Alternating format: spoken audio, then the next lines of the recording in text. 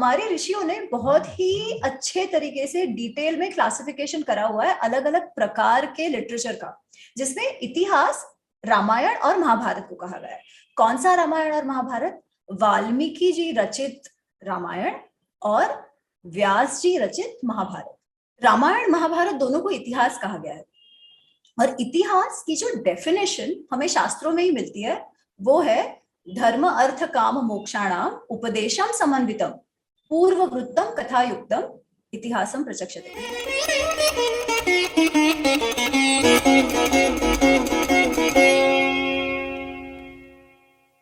नमस्ते रुचि जी, बहुत बहुत खुशी हो रही है मुझे संगम टॉक्स के प्लेटफॉर्म पर आज मुझे आने का अवसर मिला।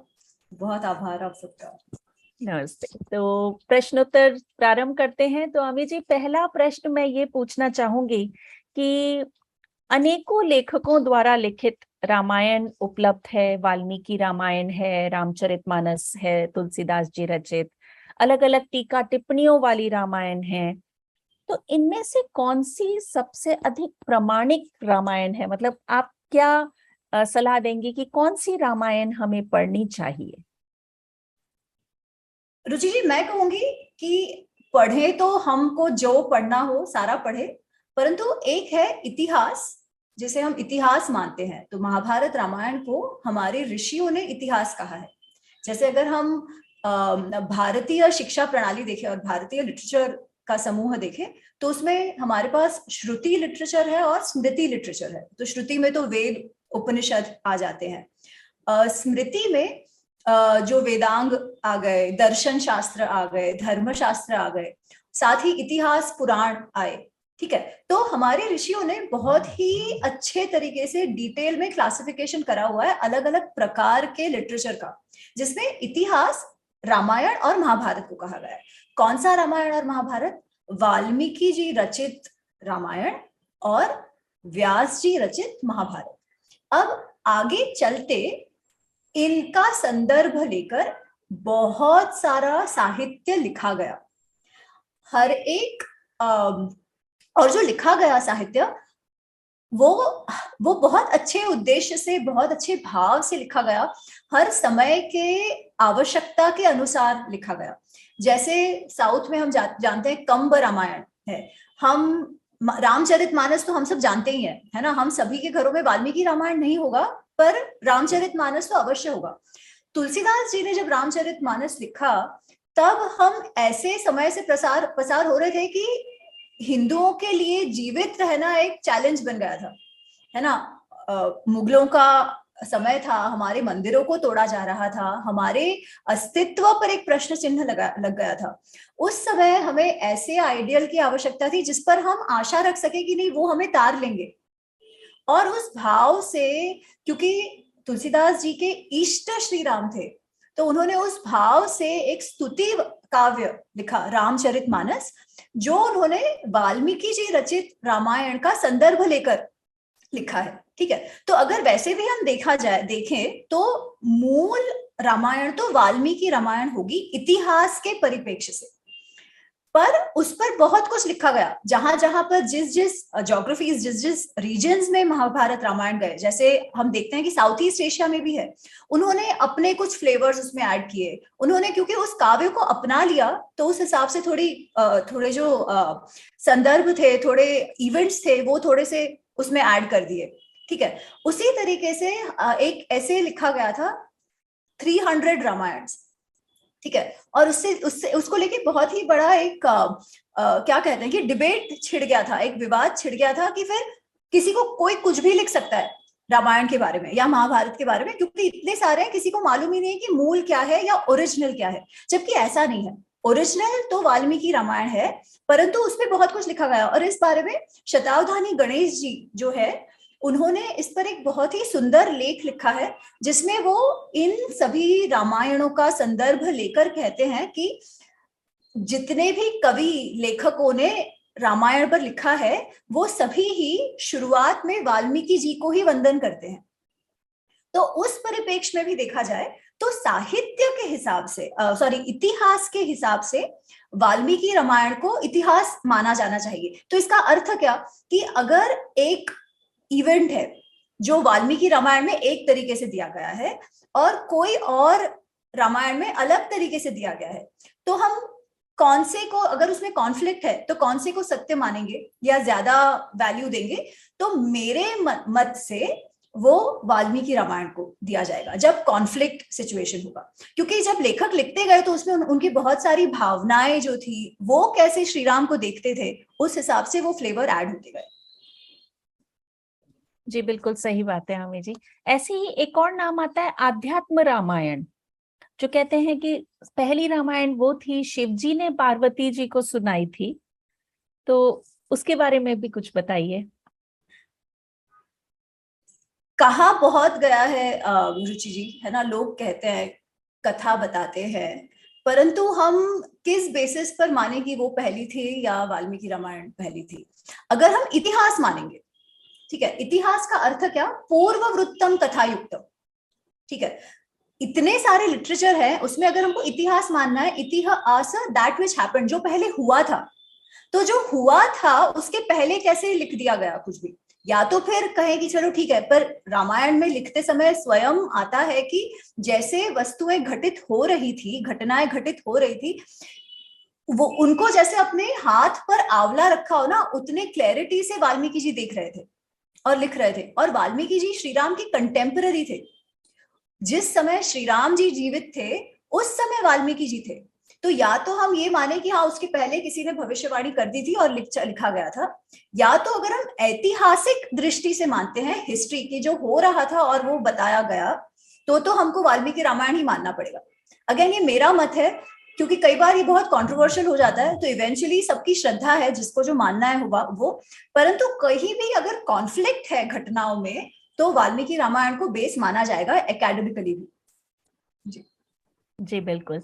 और दूसरा प्रश्न ये है कि ये भी एक बहुत बार कहा जाता है कि जी उत्तर रामायण जो है, उत्तर कांड जो है, वो बाद में जोड़ा गया था, एज वेल एज बाल कांड भी बाद में जोड़ा गया था। तो जो पहले जो ओरिजिनल जो लिखी गई थी उसमें ये दो कांड नहीं थे, सीता त्याग की कहानी और वो सब नहीं थी। प्रभु श्री राम के राज्याभिषेक के पश्चात वो समाप्त हो जाती थी। तो उसके बारे में कुछ बताइए। ये ना बहुत रोचक प्रश्न है जिसका फ्रैंकली मैं उत्तर नहीं ढूंढ पाई हूँ, क्योंकि आप देखेंगे तो एक बहुत बड़ा स्कॉलर वर्ग है जो ये मानता है कि उत्तरकांड बाद में डाला गया, बाद में लिखा गया, और अगर उत्तरकांड को हम मानते हैं कि बाद में लिखा गया तो बालकांड का उसके साथ डायरेक्ट कनेक्शन है, जो शुरुआत का जो भाग है, ठीक है, इसलिए उनको हम अलग नहीं कर सकते। तो अगर उत्तरकांड बाद में लिखा गया है तो बालकांड का भी एडिशन बाद में हुआ है, ठीक है, एक चीज ये है। और वो जो जो पॉइंट्स के साथ बताया जाता है कि क्यों उत्तरकांड बाद में लिखा गया हो सकता है, वो बहुत स्ट्रॉन्ग पॉइंट्स है। काफी चीजें ऐसी है जो कॉन्फ्लिक्टिंग है मूल रामायण, जो अभी हम मूल रामायण से समझते हैं विदाउट उत्तरकांड के बिना, ठीक है। तो कुछ कुछ चीजें हैं ऐसी जो हमें लगता है कि अच्छा ये लेटर डे एडिशन होगी। उसके अलावा भी जो कहते हैं कि फलश्रुति आती है, युद्ध कांड के एंड में ही फलश्रुति आ जाती है, और फलश्रुति तो ये है कि आप जब पठन करोगे इस शास्त्र का तो आपको इसका क्या फल मिलेगा। तो वो भाग जो है वो जनरली अंत में आता है किसी भी शास्त्र के, इसमें इसी में आ गया है, इसलिए भी लोग कहते हैं कि अच्छा नहीं नहीं ये जो है वो लेटर डे एडिशन है। परंतु रुचि जी उतने ही स्ट्रॉन्ग मत वाला जो पारंपरिक स्कॉलर्स हैं, बहुत सारे जो ट्रेडिशनल स्कॉलर्स हैं, वो लोग मानते हैं कि नहीं ऐसा नहीं है, वाल्मीकि जी ने ही दोनों लिखा है, उत्तरकांड भी उनका ही लेखन है, केवल वो बाद में लिखा गया इन द सेंस कि राज्याभिषेक होने के बाद के जीवन की बात है उसमें, है ना। तो लिखा उन्होंने है क्योंकि उसमें दोनों लिखने के बीच कुछ समय का अंतर रहा होगा, इसलिए स्टाइल थोड़ी सी अलग हो सकती है, परंतु उनका ये मानना है बहुत ज्यादा कि उत्तरकांड भी वाल्मीकि जी द्वारा ही रचित है, ठीक है। अब मैं उस लेवल पर नहीं हूं कि मैं किसी को भी चैलेंज कर सकूं कि है कि नहीं है, ठीक है, मेरे कुछ मत हो सकते हैं, वो एक चीज है। परंतु अगर मैं एक पुस्तक का रेफरेंस लेती हूँ, जैसे मैं कह रही हूँ कि मैं वाल्मीकि रामायण का रेफरेंस लेती हूँ, तो हमारे पास ओरिजिनल अभी क्या है, हमारे पास है गीता प्रेस वाला वाल्मीकि रामायण, और हमारे पास है क्रिटिकल एडिशन जो बड़ौदा क्रिटिकल एडिशन जिसे हम कहते हैं, तो क्रिटिकल एडिशन ये है कि बहुत सारे अलग अलग मैन्युस्क्रिप्ट्स को पुराने से लेके नए से नए को एकत्रित करके फिर उसको कंसिस्टेंसी देखते हैं कि किसमें कौन, अगर कोई एडिशन सब्ट्रैक्शन हुए हैं वार्ता में, तो अगर वो लेटर डे है, बाद में हुए हैं, तो वो उसको निकाल कर कंसिस्टेंट बनाते हैं। ठीक है, तो अगर मैं क्रिटिकल एडिशन भी देखती हूँ या गीता प्रेस भी देखती हूँ, तो दोनों ही में उत्तरकांड है। ठीक है, दोनों ही में उत्तरकांड का लिखा हुआ है। अच्छा, अब इसको किस तरीके से ट्रीट किया जाए, क्योंकि उत्तरकांड ना होने के लिए लोगों को उत्तरकांड से दिक्कत अधिकतर इसीलिए भी होती है क्योंकि उसमें दो घटनाएं ऐसी है जो प्रभु श्री राम के कैरेक्टर से मैच नहीं करती। एक तो सीता जी वाला जो त्याग का भाग है, ठीक है, दूसरा जो शंभूख वध का भाग है, जो हमको लगता है जनरली कि राम जी की जो पर्सनालिटी है उसके साथ वो ऐसा करेंगे, ऐसा लगता ही नहीं है। ठीक है, और इसलिए वो लोगों को मन में है कि उत्तरकांड बाद का होगा। अब मेरा उसमें डायरेक्ट मत कुछ नहीं है, मुझे भी ये लगता है कि हाँ, कदाचित उत्तरकांड माइट ओरिजिनल का भाग नहीं होगा, परंतु मेरे पास कोई सॉलिड रेफरेंस नहीं है टू से ऐसा था या नहीं था। तो मैंने इसको कैसे ट्रीट किया वो मैं आपको बताती हूँ। उत्तरकांड में बहुत सारी ऐसी कथाएं हैं जो अत्यंत रोचक है। जैसे ये पूरा जो राक्षस वंश है, उनका जन्म, उनको जो सारे जो वरदान मिले, ठीक है, उनके परिवार का क्या, ये कि किसकी शादी किससे हुई, कैसे हुई, वगैरह वगैरह, वो सब उसमें आता है। काफी सारी ऐसी वस्तुएं जो मूल रामायण में या 6 जो पहले के कांड है उसमें केवल रेफरेंस कर दी गई हो, उनका डिटेल्स भी उत्तरकांड में आता है। तो कुछ कुछ घटनाएं बहुत ही सुंदर और बहुत रोचक हैं। मुझे उनका प्रयोग करना था पुस्तक में, रामायण अनरावल्ड में। तो मैंने ये करा कि जहां जहां पर भी मैंने उत्तरकांड का कोई भाग या कोई भी कथा ली है, मैंने उसको रेफरेंस करा है कि ये उत्तरकांड से है। ठीक है, क्योंकि हम ये कहे कि ये मेरे को कन्वीनियंट है तो मैं ये ले लूंगी, दूसरा कन्वीनियंट नहीं है तो मैं नहीं लूंगी, ऐसा तो नहीं कर सकते, वो फिर इंटेलेक्चुअल ऑनेस्टी की बात हो जाती है। ठीक है, तो मैंने रेफरेंस किया है, मैंने कौन सा भाग उत्तरकांड से लिया है। और दूसरी बात रुचि जी, मुझे ये लगता है कि इवन वो जो 2 घटनाएं हैं, शंभूख वध की और सीता जी के त्याग की, उसको केवल और केवल हम अच्छा बुरा, राइट रॉन्ग, इस जजमेंटल व्यू से हमें नहीं देखना चाहिए।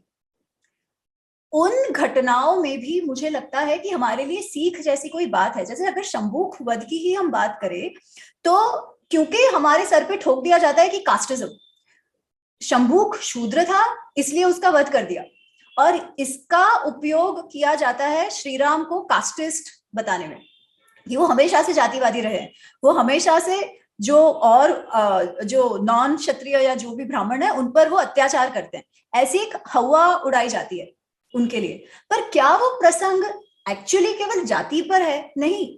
अगर हम उसमें से आइडेंटिटीज निकाल दे कि हर चीज हम आइडेंटिटी के लेंस से क्यों देखते हैं, अगर शंभूख नहीं होते और कोई और, मतलब अगर शूद्र नहीं होते और कोई और जाति के होते, तो उनका जो कार्य था क्या वो दंड देने लायक था कि नहीं? तो अगर हम कथा पढ़े तो उनका कार्य ऐसा ही था कि दंड देने लायक हो, क्योंकि उनके कार्य से एक तो किसी और मनुष्य का जीवन हरण हो रहा था, और उनकी जो तपस्या थी वो थी स्वर्ग में सशरीर जाकर स्वर्ग पर को अपने कब्जे में लेने की। ठीक है, this is against the natural law, ये प्रकृति के न्याय के विरुद्ध है। जो भी ऐसा आचरण करेगा उसको दंड मिलेगा। तो यही बात है कि क्या अगर वो शूद्र नहीं होते तो उनको दंड नहीं मिलता क्या? ऑफ कोर्स मिलता।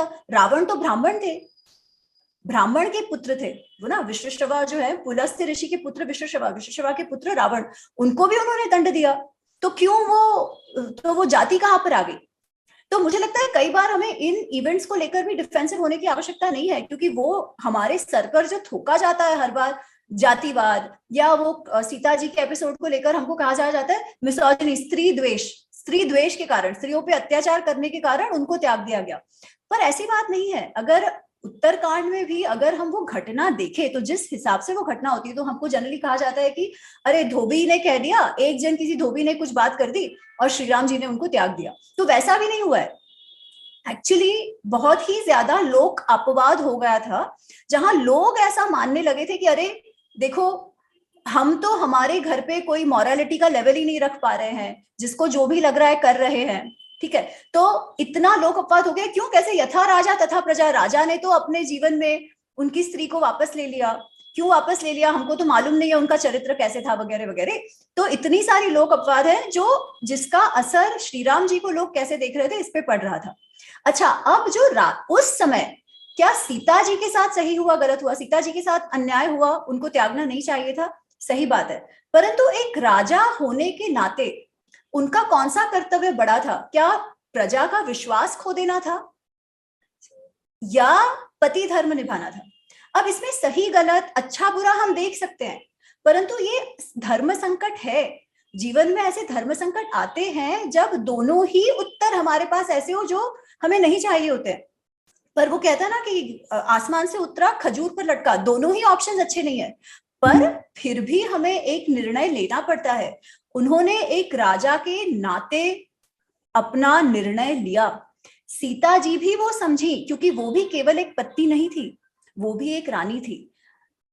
राज्य में, क्योंकि उस समय ऐसे था ना रुचि जी कि राजा की कही बात मतलब पत्थर की लकीर। राजा ने कहा वो न्याय, राजा का वो स्तर होता था, वो अपना काम छोड़ के चले गए ऐसा नहीं होता था, उनकी हर बात को न्याय माना जाता था। तो जब आपका स्टेचर उतना है तब प्रजा की अपेक्षाएं भी आपसे उतनी है, ठीक है। वो कहता है ना कि Caesar's wife has to be beyond doubt.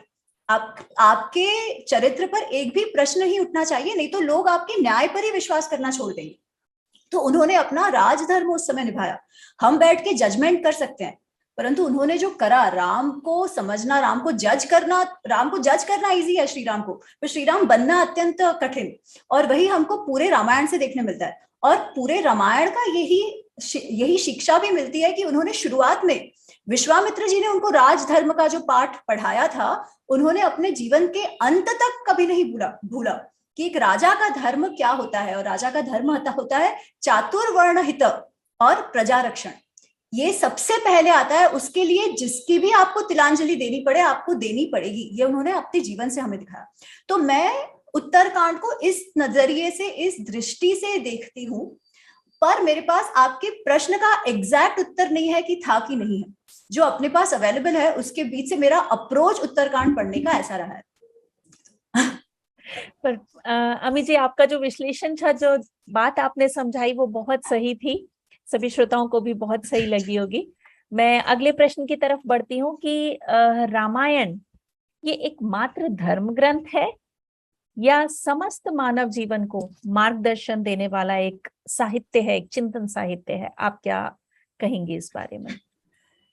Ramayan Mahabharat दोनों को इतिहास कहा गया है, और इतिहास की जो डेफिनेशन हमें शास्त्रों में ही मिलती है वो है धर्म अर्थ काम मोक्षाणाम उपदेशम समन्वितम पूर्ववृत्तम कथायुक्तम इतिहासम प्रचक्षते। ये मैंने कई बार कहा है, आई एम श्योर लोगों को अब तो कंठस्थ हो गया होगा। पर पूर्ववृत्तम, ये घटना जो पहले हुई है, हमारे पूर्वजों का ये जीवन जो पहले घटा है, जिसको हमें कथा रूप में बताया गया है। पर क्यों बताया गया है? इसका एक उद्देश्य है, सिर्फ डॉक्यूमेंटेशन नहीं। हम हिस्ट्री को केवल एक डॉक्यूमेंटेशन ऑफ द पास्ट के तौर पे देखते हैं। हमारा इतिहास वैसा नहीं है। इतिहास का उपदेश था धर्म अर्थ काम मोक्ष। जो जीवन के चतुर्विध पुरुषार्थ की हम बात करते हैं, उसकी शिक्षा, उसकी समझ हमें मिले, ताकि हम हमारा जीवन जो है उसको अच्छे तौर पर, अच्छे तरीके से जी पाए। वो जो धर्म अर्थ काम मोक्ष के चतुर्विध पुरुषार्थ के लिए हमारा जीवन हम अच्छे से जी पाए, इसके लिए हमको इतिहास बताया गया है। और अगर इसको हम आज के परिप्रेक्ष्य में, संदर्भ में समझे तो बहुत सिंपल है। हम अगर मैनेजमेंट इंस्टीट्यूट्स में जाते हैं तो केस स्टडी मेथड से पढ़ाया जाता है। केस स्टडी मेथड का अर्थ क्या कि थियोरीज होती है, पर थियोरीज को लोगों ने अपने जीवन में किस तरीके से उतारा, उसको इंप्लीमेंट कैसे किया, वो केस स्टडी में बताया जाता है। तो जब हम केस स्टडी पढ़ते हैं तो हम एक तो ये देखते हैं कि वो जो थ्योरी थी वो किस तरीके से लोगों ने इंप्लीमेंट करी और उसका आउटकम, उसका फल क्या हुआ। ठीक है, अच्छा बुरा एक चीज है, पर क्या हुआ, तो क्या अगर कोई ऐसा व्यवहार करेगा तो उसका आउटपुट ऐसा होगा, ऐसा व्यवहार नहीं करने का आउटपुट वैसा हुआ, वगैरह वगैरह। तो वो केस स्टडी द्वारा होता है। तो इतिहास जो है वो बेसिकली हमारे लिए, हमारे धर्मशास्त्र, जो हमारी धर्म ज्ञान का की केस स्टडी है, जिससे हमें पता चलता है कि हम ठीक है, ऐसा करो, ऐसा ना करो, ऐसा करोगे तो ऐसे होगा। कर्म सिद्धांत, ये सिद्धांत को थ्योरी के तौर पे देखना एक चीज है, परंतु जीवन में वो कैसे जिया जाता है ये हमको इतिहास द्वारा पता चलता है।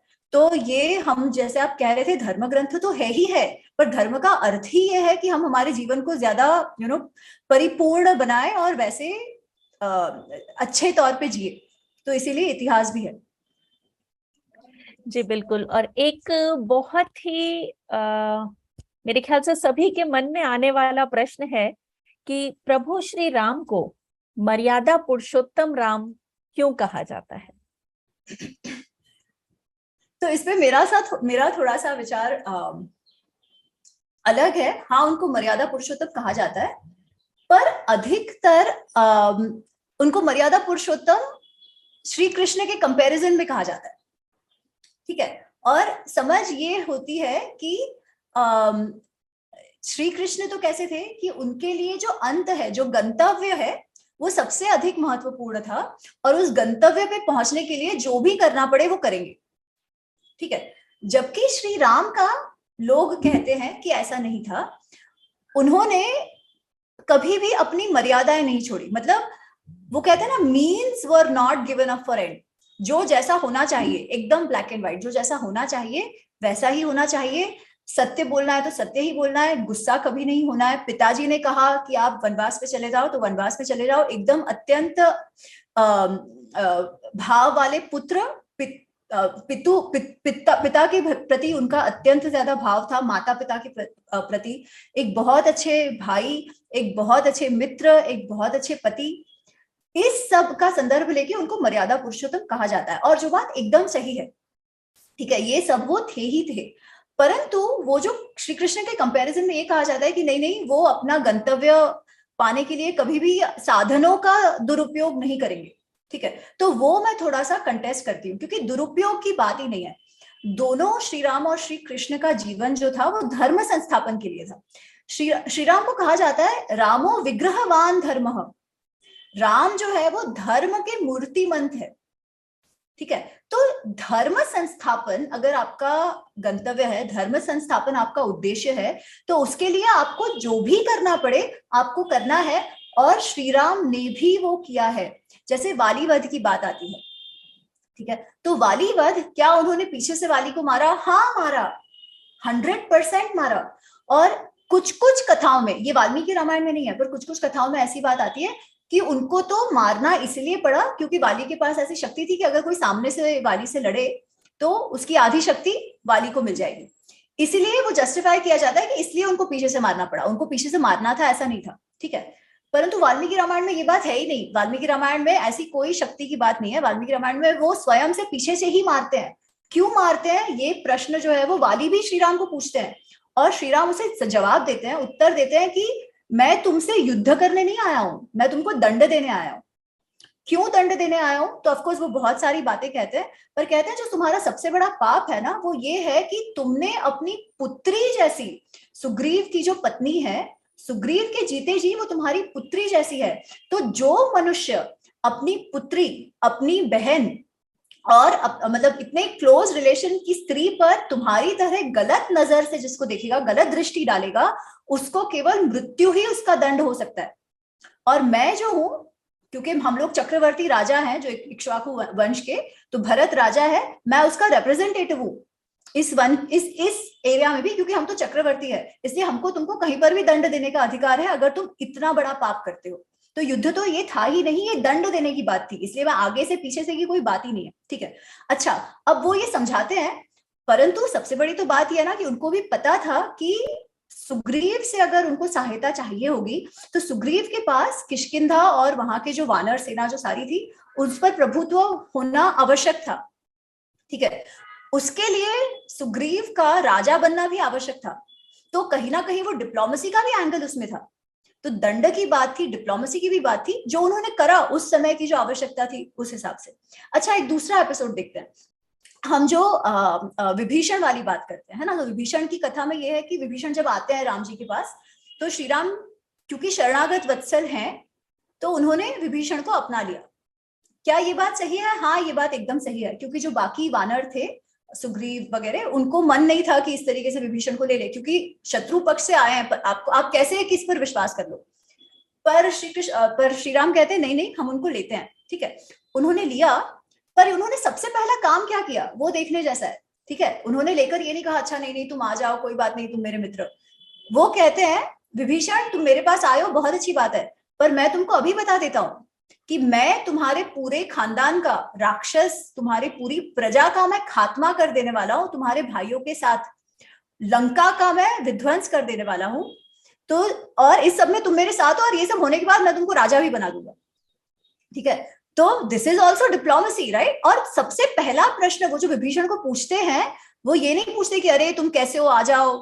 वो पूछते हैं कि तुम मुझे बताओ लंका में सेना की क्या स्थिति है, वहां का जो फोर्टिफिकेशन है वो कैसा है, क्या स्ट्रेंथ है, क्या वीकनेसेस है लंका की, वो तुम मुझे सबसे पहले बताओ, ठीक है। तो ये केवल वो एक राजा थे, वो एक अत्यंत अच्छे राजा थे, वो उनको डिप्लोमेसी भी उतनी ही अच्छी आती थी, ठीक है। तो अगर प्योर हम ब्लैक एंड व्हाइट की नजरिए से देखें, जो गलत नजरिया है मुझे लगता है देखने का, तो लोग कहेंगे कि अच्छा अरे उन्होंने भी मर्यादा भंग की, पर नहीं, उनका काम था धर्म संस्थापन, और धर्म संस्थापन के लिए जो भी करना पड़े वो उन्होंने भी किया, वही काम श्री कृष्ण ने भी किया। तो हाँ, वो मर्यादा पुरुषोत्तम थे, क्योंकि उन्होंने कभी अपनी मर्यादाएं with respect to the relationships that he had, ठीक है, वो क्रॉस नहीं की। उनको हमेशा पता था कि एक राजा के नाते उनका क्या कर्तव्य था, एक पुत्र के नाते उनका क्या कर्तव्य था, एक पति के नाते उनका क्या कर्तव्य था।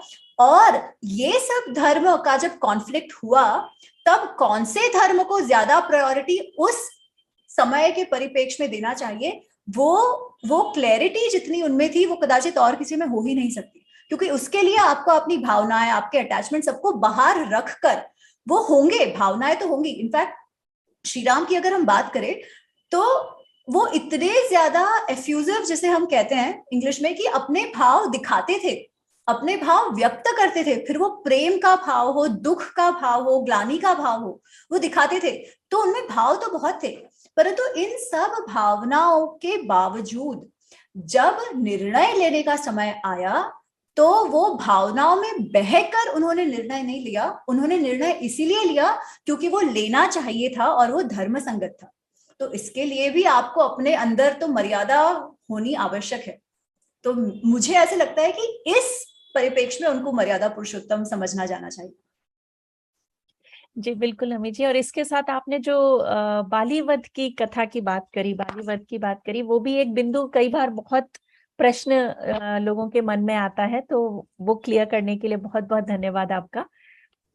अगला प्रश्न ये है कि प्रभु श्री राम की सब पूजा करते हैं, आराधना करते हैं, बहुत मानते हैं, उनके जीवन चरित्र को अभी जैसे बोला मर्यादा पुरुषोत्तम मानते हैं, लेकिन जैसे ही अपने जीवन में उसे आत्मसात करने की बात आती है तो वहां पीछे हट जाते हैं कि नहीं, वो तो संभव ही नहीं है, वो भगवान है। वो वाला एक व्यू बीच में आ जाता है। तो उनके जैसा पुत्र, उनके जैसा पति, उनके जैसा सखा, पुरुषार्थी बनने का प्रयास नहीं करते। तो उसके लिए आप क्या कहना चाहेंगे? रुचि जी, मैंने अभी जो पिछला उत्तर जो दे रही थी कि इतिहास क्या है, इतिहास वो है कि हम हमारे जीवन में धर्म अर्थ काम मोक्ष का जो उपदेश है वो उतार पाए, ठीक है। तो आपने जो ये बात कही ना, ये बात एकदम सही है। कई बार ये सुनने मिलता है, अरे श्री राम तो ये कर सकते हैं, वो तो भगवान थे, हम नहीं कर सकते। हम क्या कर सकते हैं? हम केवल पूजा कर सकते हैं।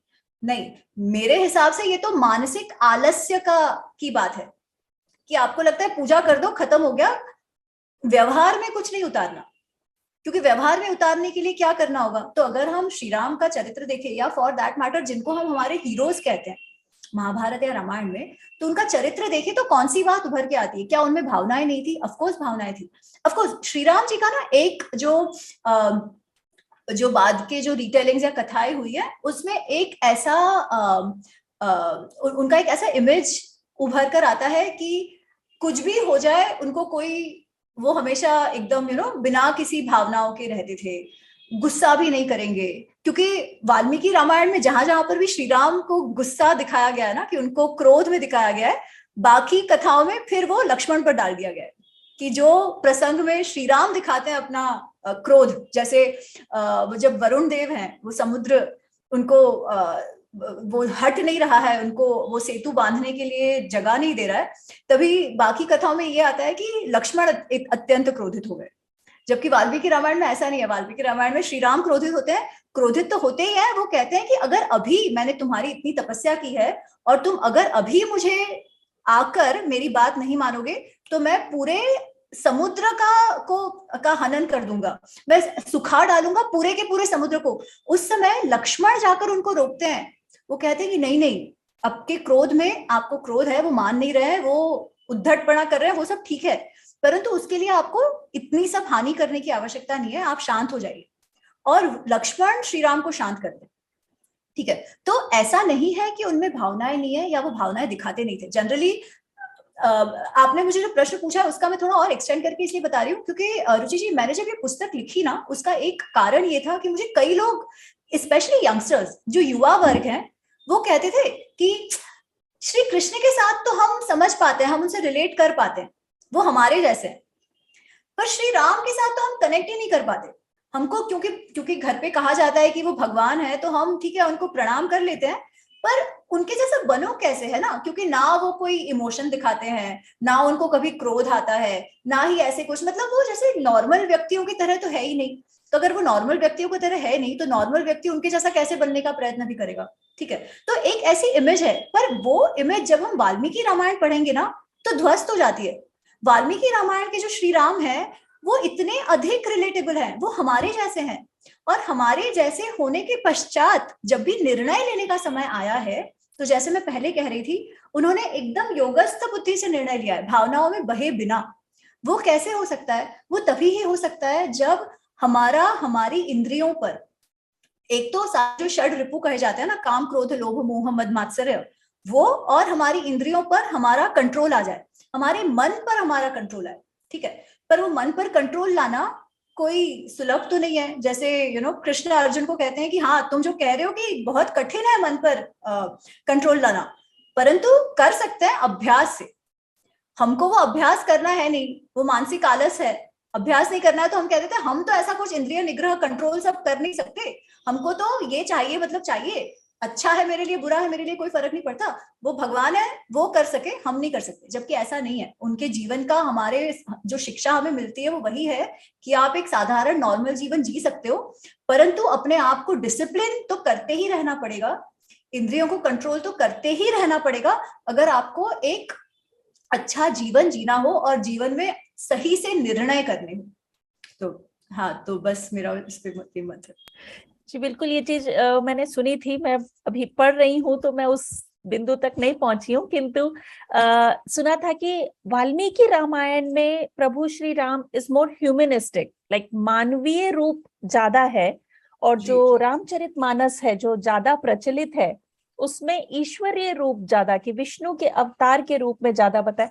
शायद वो वही जो आपने बोली है, वो सिचुएशनल, कि रामचरितमानस ऐसे समय में लिखी गई कि उस भाव की जरूरत थी उस समय। और श्री राम को दोनों कैसे देखते थे वो भी अलग है ना, क्योंकि ऋषि वाल्मीकि के लिए श्री राम विष्णु तत्व, विष्णु अवतार हैं, ये तो वाल्मीकि रामायण में भी आता है, ठीक है, पर वो उनके कंटेम्पररी थे, वो उनको एक भगवान की दृष्टि से नहीं देख रहे थे, वो उनको एक राजा की दृष्टि से देख रहे थे। उस समय जो ये इक्ष्वाकु वंश के जो भारत के जो राजा थे, उस दृष्टि से देख रहे थे। जबकि जब तुलसीदास जी लिख रहे थे, उनके लिए श्री राम भगवान ही थे, प्रभु ही थे, और इसलिए वो एक स्तुति काव्य अधिक है श्री राम के लिए, है ना। तो ये थोड़ा सा फर्क है, परंतु आध्यात्मिक दृष्टि से क्या तुलसी रामायण की कोई का मूल्य कम आंका जाना चाहिए? नहीं, ये मैं बिल्कुल नहीं मानती।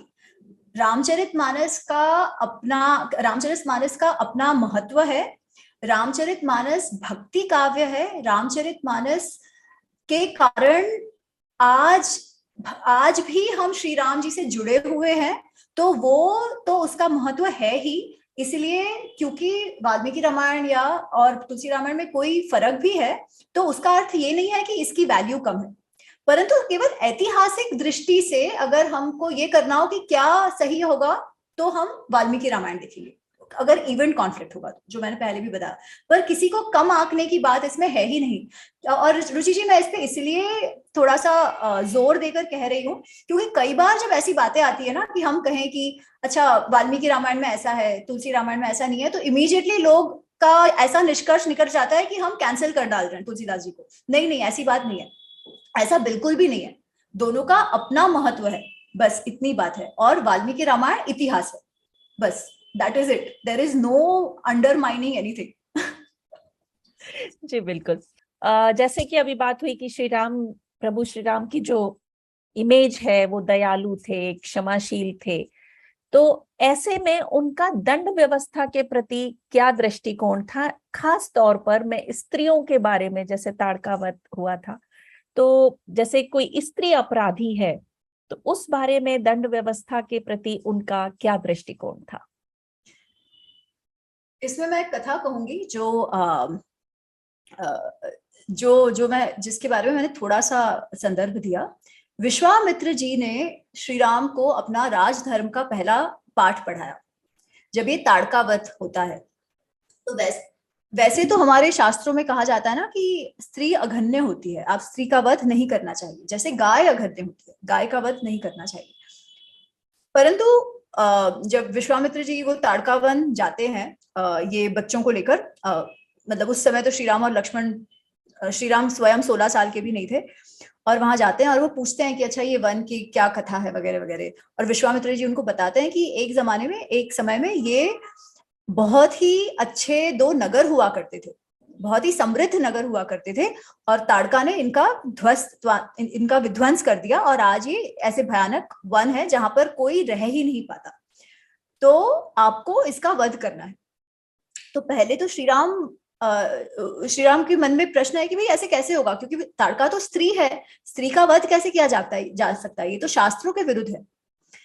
तो तब उनको विश्वामित्र कहते हैं कि नहीं स्त्री वधे कृता घृणा कार्या नरोत्तमा, कि स्त्री के वध में तुम्हें घृणा नहीं करनी चाहिए। क्यों नहीं करनी चाहिए? चातुर्वर्ण हितार्थाय कर्तव्य राजसूदना, एक जो राजा है, एक जो एडमिनिस्ट्रेटर है, चातुर्वर्ण हितार्थाय, आपके समाज के लिए, आपकी प्रजा के लिए जो भी करना चाहिए वो आपको करना चाहिए, और अगर उसके लिए स्त्री वध भी करना हो तो आपको उससे पीछे हट नहीं करना चाहिए। फिर वो आगे समझाते हैं, दृशसम वा अनुशसम वा पातकम वा सदोषम वा, कि वो कार्य अच्छा है बुरा है, राइट रॉन्ग जिसकी हम बात करते हैं ना, कि पाप देने वाला है या पुण्य देने वाला है, पातकम वा सदोषम वा, ये भी आपको नहीं देखना चाहिए। कब नहीं देखना चाहिए? जब प्रजा के रक्षण की बात हो, प्रजा रक्षण कारणात्, अगर प्रजा के रक्षण की बात है तो आपको जो भी करना चाहिए, वो कार्य अच्छा लगे बुरा लगे, पाप का हो पुण्य हो, वो आपको करना ही चाहिए। और इसलिए वो कहते हैं कि राज्य भार नियुक्ता नाम एषः धर्म सनातन। क्या सनातन धर्म है? चातुर्वर्ण हित प्रजा रक्षण, ये राजा का सबसे पहला धर्म है जो उसे करना चाहिए। फिर वो कहते हैं अधर्म्याम जहि काकुस्थ धर्मो ही अस्याम न विद्यते, ये जो स्त्री रूप में ताड़का तुम्हारे सामने खड़ी है उसमें इतनी भी धर्म की बात नहीं है, वो अधर्मी है, और अधर्म का नाश तो तुम्हें करना ही होगा, उसमें आइडेंटिटीज कहीं नहीं आते। आज का जो नैरेटिव पूरा हो गया है, it is all about identities. अच्छा बुरा कोई बात नहीं, अगर एक आइडेंटिटी है which is a victim identity, तो वो कुछ भी करे आप कुछ बोल नहीं सकते हो। क्यों? क्योंकि वो तो विक्टिम है, बात बात पे वो विक्टिम क्राई करेंगे, है ना। उसी ओर पे दूसरा साइड जिसको परपेट्रेटर और क्या कहे कि विलन मान लिया गया है आज के जमाने में, है ना, तो वो अच्छा काम भी करे तो भी उनको आपको लाठी मारना है। क्यों? क्योंकि वो तो ब्राह्मणिकल फलाना ठिकाना जो भी कुछ कर लो, पर विक्टिम है वो विक्टिम। हर चीज कहां से आती है? आइडेंटिटी से। तो विश्वामित्र सबसे पहले कहते हैं कि आइडेंटिटीज में मत उलझ कर रहो, राजा का धर्म है प्रजा रक्षण और अपने समाज का हित, उसके लिए जो भी आपको करना है वो आपको करना है। तो आप जो दंड व्यवस्था की जो प्रश्न आप पूछ रहे हैं रुचि जी, उसका उत्तर ही ये है कि उनके राज्य की रक्षा के लिए, प्रजा की रक्षा के लिए, धर्म स्थापन के लिए जो भी करना है वो करना है। आइडेंटिटीज डू नॉट मैटर, कोई भी जाति का हो, कोई भी रंग का हो, कोई भी जेंडर का हो, कोई भी लिंग का हो, अगर उन्होंने ऐसा अपराध किया है कि समाज का नुकसान हो रहा है तो उसको दंड मिलेगा ही। अगले प्रश्न पे मैं सीता माँ पे आती हूँ। माँ सीता शक्ति का रूप थी, एक योद्धा थी ना, फिर भी उनका हरण हुआ। और यूजुअली जो कहानी चलती है, कथा चलती है, उनको माँ सीता को एक दुर्बल अबला नारी के रूप में दिखाया जाता है। तो उस बारे में आप क्या कहना चाहेंगी? सीता माँ योद्धा थी, इसका कोई डायरेक्ट मेंशन, इसका कोई डायरेक्ट उल्लेख वाल्मीकि रामायण में नहीं आता है, ठीक है। पर उस समय पे स्त्रियों को, स्पेशली जो राज परिवार की स्त्रियां, उनको ये सब सिखाया जाता होगा। उसमें मुझे लगता है कि वो तो होगा ही होगा, परंतु क्या वो इतनी अच्छी योद्धा थी कि इतने शक्तिशाली रावण से युद्ध कर पाती? ऐसा मुझे नहीं लगता है। रावण अत्यंत शक्तिशाली था, अत्यंत शक्तिशाली, इसमें तो कोई दो राय ही नहीं है, ठीक है। इसलिए अगर वो सीता जी को उठाकर लेकर गया तो उसमें कोई और भी होता तो वो उसे उठाकर लेकर जाता, कितना ही कोई महान योद्धा भी क्यों ना हो। ऑफ कोर्स श्री राम की बात अलग है, ठीक है। तो एक तो बात ये है कि इसलिए कदाचित फिजिकली सीता जी में उतना माइट नहीं था, उतनी शक्ति नहीं थी कि वो अपने आप को हरण होने से बचा सके। परंतु क्या उनमें मेंटल शक्ति नहीं थी, मानसिक शक्ति नहीं थी? पक्के से थी। इसीलिए रावण के ये कारागार तो नहीं, पर अशोक वाटिका में 1 वर्ष तक वो खाए पिए बिना रही, उसे उन्होंने अपने पास तक नहीं आने दिया। इतने सारे लोभ देकर रावण ने उनको लुभाने का प्रयत्न करा, पर सीता जी टस से मस ना हुई। जितना भी, कितनी भी दिक्कतें क्यों ना हो, कितनी भी पीड़ा क्यों नहीं हो, उन्होंने वो सहन करी। पर वो तो एक चीज है, अगर हम शुरुआत से सीता जी का जीवन देखें तो वो कभी भी अबला नारी नहीं थी, कभी भी नहीं थी। वनवास में आने का निर्णय उनका था। श्री राम उनको नहीं कह रहे थे कि भाई नहीं नहीं तुम मेरे साथ चलो, नहीं। वो तो कह रहे थे कि वन का जीवन अत्यंत भयानक है, वन का जीवन अत्यंत कष्टदायी है, तुम वो नहीं वहां पर नहीं रह पाओगी। क्यों? क्योंकि वहां पे हमको ये भी नहीं मालूम खाना पीना कैसे मिलेगा, पत्थरों पर चलना पड़ेगा, जीव जंतु होंगे, भयानक प्राणी होंगे, पूरे समय जीवन को कोई ना कोई खतरा रहेगा। तो वन का जीवन जो है ना, वो अत्यंत कष्टदायी और भयानक है, तुम वहां नहीं रह पाओगी, तुम यहीं रहो, तुमको जो रानी का कार्य है, सबका कार्य है, वो आप करो, मैं जाता हूं। तब पहले तो थोड़ा थोड़ा समझाने का प्रयत्न करती हैं सीता जी उनको कि नहीं नहीं आप मुझे ले चलो, मैं आपकी पत्नी हूँ, मुझे पता है पत्नी का क्या काम होना चाहिए, मैं आपके साथ चलती हूँ, वगैरह वगैरह। पर श्री राम जी और भी जब उनको मनाने का प्रयत्न करते हैं, ये दिखाने का प्रयत्न करते हैं कि जीवन कितना कष्टदायी होगा, तो वो कहती है अच्छा ये क्या, मेरे पिताजी को लग रहा था कि मेरा विवाह तो कोई क्षत्रिय के साथ कर रहे हैं, पर उनको ये नहीं पता था कि पुरुष रूप में कोई स्त्री के साथ मेरा विवाह कर रहे हैं, आप मुझे मेरा रक्षण भी नहीं कर पाओगे। वो ये कहती है कि आप मुझे डरा रहे हो, पर एक्चुअली आपका कर्तव्य है मेरा रक्षण करना, आप मेरा रक्षण भी नहीं कर पाओगे अगर मैं आपके साथ चलती हूँ तो। और फिर वो कहती है कि मुझे कोई फर्क नहीं पड़ता, कितना भी भय हो क्यों ना हो, मैं आपके साथ चलूंगी, क्योंकि मेरा ये पत्नी रूप का कर्तव्य है, और आपके साथ तो मैं जहां पर भी हूं मैं खुश रहूंगी। उस समय श्री राम कहते हैं कि तव देवी तव पत दुखे न स्वर्गम अभी न अभिरोचे, तुमको दुख देके तो मुझे स्वर्ग भी नहीं चाहिए। अब जब तुम कह रही हो कि तुम्हें मेरे साथ आना है, तो मैं अवश्य तुम्हें लेकर जाऊंगा, मैं सबसे तुम्हारा रक्षण कर सकता हूं। परंतु वो एक बात कहते हैं कि तुम्हारा अभिप्राय, अविज्ञाय अभिप्राय, तुम्हारा अभिप्राय जाने बिना अरण्य में तुम्हें रखना, ये मैं नहीं कर सकता था। तुम्हारा अभिप्राय जाने बिना तुम्हारे सर पर ये थोपना कि तुम मेरे साथ वन में चलो, ये सही नहीं था। पर अब जब तुम चलना चाह रही हो तो मैं चलूंगा, ठीक है। तो ये कोई अबला नारी इतने ऐसे शब्द बोल सकती है, कोई अबला नारी ऐसा निर्णय ले सकती है कि जो भी हो देखा जाएगा, मैं तो चल लूंगी जहां पर भी आप जा रहे हो। उस समय वशिष्ठ ये भी कहते हैं, हम जो अबला की बात कर रहे हैं ये उस परिप्रेक्ष्य में है कि हम जो स्त्री द्वेष मिसोजिनी की बात करते हैं। जब वशिष्ठ जब सीता माँ जाने की बात कर रही होती है और कई उनको कह रही है कि अच्छा आप जाओ, तब वशिष्ठ कहते हैं कि उनको आप जाने को, एक तो आप कंपल्शन नहीं कर सकते क्योंकि ये जो वनवास की बात है केवल श्री राम के लिए हुई है, और दूसरी बात जो स्त्री होती है ना, जो पत्नी होती है, वो पति की आत्मा होती है। उसी तरीके से सीता जो है वो राम की आत्मा है, और राम के नाम पर वो अयोध्या का पालन करेंगी, साम्राज्ञी बनकर अयोध्या का पालन करेगी। ये बात वशिष्ठ कह रहे हैं एक स्त्री के लिए कि वो साम्राज्ञी बन सकती है जब वो पति श्री राम नहीं है। तो ऑफकोर्स सीता जी कहती है कि नहीं, मुझे राजपाट कुछ नहीं चाहिए, मैं तो जाऊंगी, ठीक है। उसके बाद भी अगर हम देखें तो जो हिरन जो उनको चाहिए था, वो मृग, वो उनका हट था ना कि नहीं नहीं मुझे चाहिए, कुछ भी हो जाए। लक्ष्मण तो कहते हैं कि ऐसा कोई हो नहीं सकता मृग, ऐसा जो दिख रहा है ऐसा कोई मृग हो नहीं सकता, ये कोई राक्षस होगा। तो वो ही कहती हैं कि नहीं नहीं मुझे तो चाहिए, चलो वो भी ठीक है। उसके बाद लक्ष्मण को तो श्री राम ने कहा था ना कि आपको ध्यान रखना है सीता जी का, क्योंकि यहाँ पे बहुत सारे राक्षस है। उसके पहले ही उनसे राक्षसों से मुठभेड़ हुई थी। तो वो कहते हैं कि नहीं लक्ष्मण यहीं रहो और सीता जी का आप ध्यान रखो। तो जब वो मरीच की आवाज आती है और सीता जी कहती है कि नहीं नहीं लक्ष्मण आप जाओ और देखो राम जी को क्या हुआ, तो लक्ष्मण कहता है हो ही नहीं सकता ऐसा, आप निश्चिंत रहो और मुझको आपका ध्यान रखना है, मैं यहीं रहूंगा। तब सीता जी क्रोध में इतना बुरा भला सुनाती हैं लक्ष्मण को कि पूछो मत। कि इवेंचुअली लक्ष्मण कहते हैं कि मेरे कान में जैसे आप लोहा पिघला हुआ लोहा डाल रहे हो ना, गर्मा गर्म, ऐसा मुझे लग रहा है। तो वन के देवता आपकी रक्षा करे, मैं जाता हूं। और उसके बाद ये पूरा जो रावण हरण वाला बात हुई। तो ये स्त्री कहाँ कौन से दृष्टि से अबला है?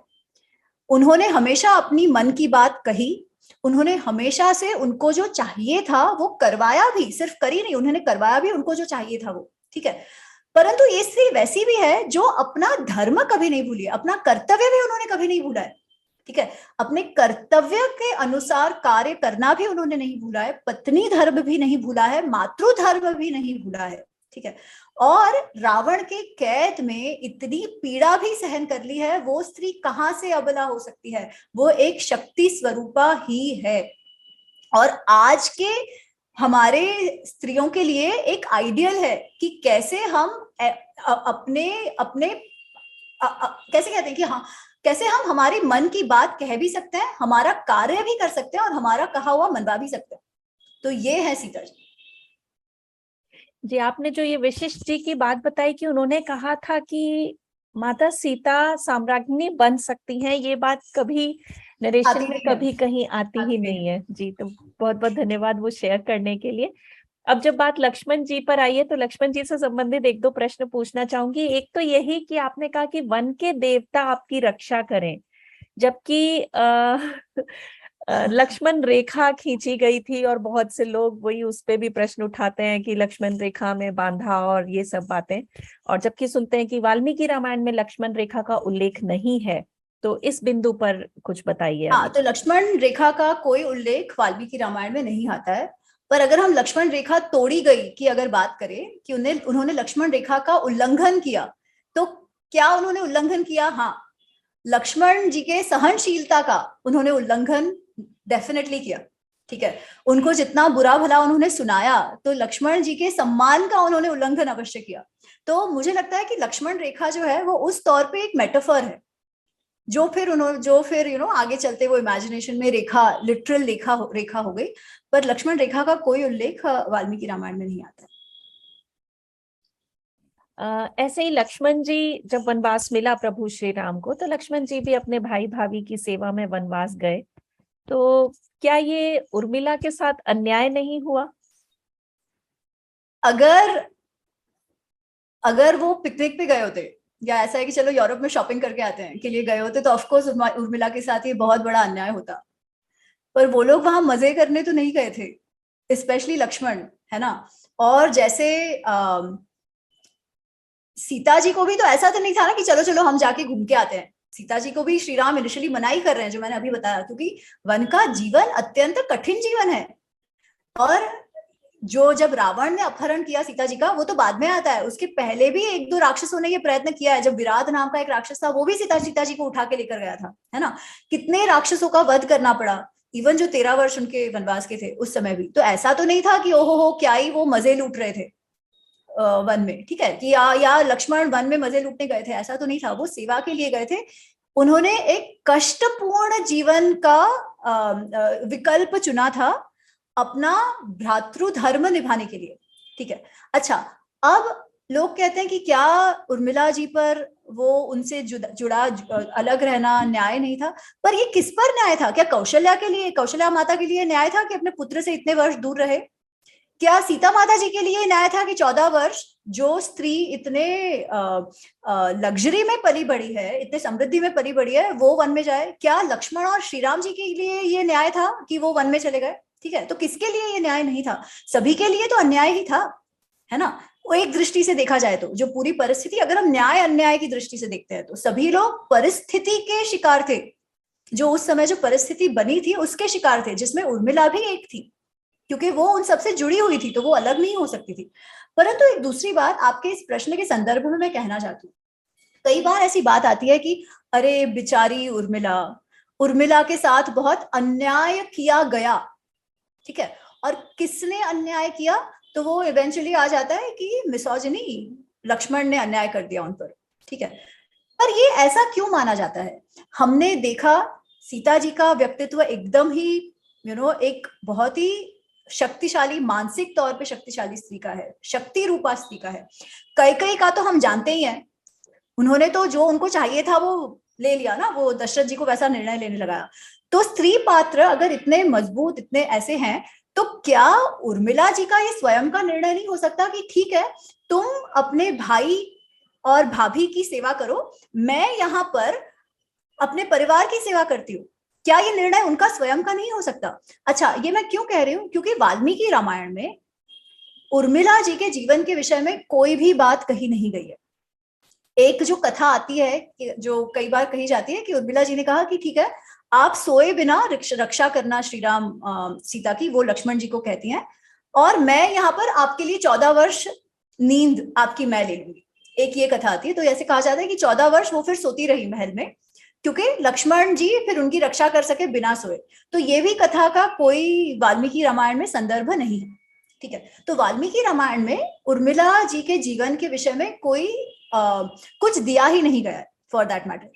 तो इसका अर्थ हम जो भी कथाएं सुनते हैं वो लोगों के इमेजिनेशन की है कि कैसा उनका जीवन रहा होगा। पर ये इमेजिनेशन हर बार विक्टिमहुड का ही क्यों होना चाहिए, ये मेरा प्रश्न है। कि अरे बिचारी, अरे बिचारी, ये बिचारी शब्द ही क्यों आना चाहिए? क्या एक स्त्री में इतनी शक्ति नहीं है या इतनी कर्तव्य निष्ठा, कर्तव्य बोध नहीं है कि वो ये कहे तुम भाई की सेवा करो, मैं परिवार की सेवा करती हूँ? और अगर हम आज भी देखें तो आज भी स्त्रियां ऐसी है ही ना। हम हमारे घरों में देखते हैं, हमारी माताओं को देखते हैं, दादियों को देखते हैं, उन्होंने सबने ये निर्णय लिया without feeling victim at all. तो अगर उर्मिला जी के बारे में भी हमें एक इमेज क्रिएट करनी है तो वो एक सशक्त नारी की कर सकते हैं, क्योंकि वाल्मीकि रामायण की सभी स्त्रियां सशक्त हैं। एक जिस पर काफी कंट्रोवर्सी अभी चल रही है उस पर पूछना चाहूंगी कि आपने कहा था कि हनुमान जी के पास वाल्मीकि रामायण में बताया गया है कि गदा नहीं है, तो उस विषय पे अमी जी बताइए, क्योंकि काफी उस पर बहुत चल रहा है, अभी कंट्रोवर्सी चल रही है, तो उसे आप कुछ क्लियर करें। हाँ, आई थिंक मैंने बहुत एक पिछले टॉक में बहुत सारी बातें कही थी, उसमें एक बात ये कही थी, और ये कहीं ना कहीं बहुत सारे लोगों को अत्यंत दुख हुआ इस बात से कि ऐसे कैसे कह दिया कि गदा नहीं है। पर बात इतनी सी है कि मैं नहीं कह रही हूं कि गदा नहीं है। वाल्मीकि रामायण में, वाल्मीकि रामायण में, वाल्मीकि रामायण में गदा का उल्लेख नहीं आता है वानरों के पास। ठीक है, मैंने ये कभी नहीं कहा है कि किसी भी पुस्तक में किधर भी रामायण गदा का उल्लेख नहीं आता।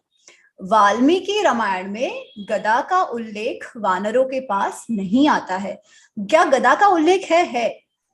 श्री राम जी के पास गदा की बात हुई है, राक्षसों के पास गदा की बात हुई है डेफिनेटली, परंतु वानरों के पास नहीं हुई है। इनफैक्ट वानर इतने शक्तिशाली थे कि वो लोग पेड़ों को उखाड़ कर लड़ पाते थे, बड़े बड़े पत्थरों को लेकर लड़ पाते थे, जिसमें हनुमान जी भी आ गए। उनकी शक्ति ही इतनी थी, वो इतने प्रबल थे कि उनको शस्त्रों की आवश्यकता ही नहीं थी।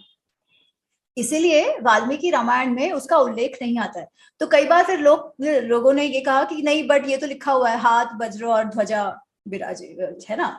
तो उसमें भी एक तो वज्र की बात आई है पहली बार, बट दैट सेड वो रामचरितमानस से है, वाल्मीकि रामायण से नहीं है।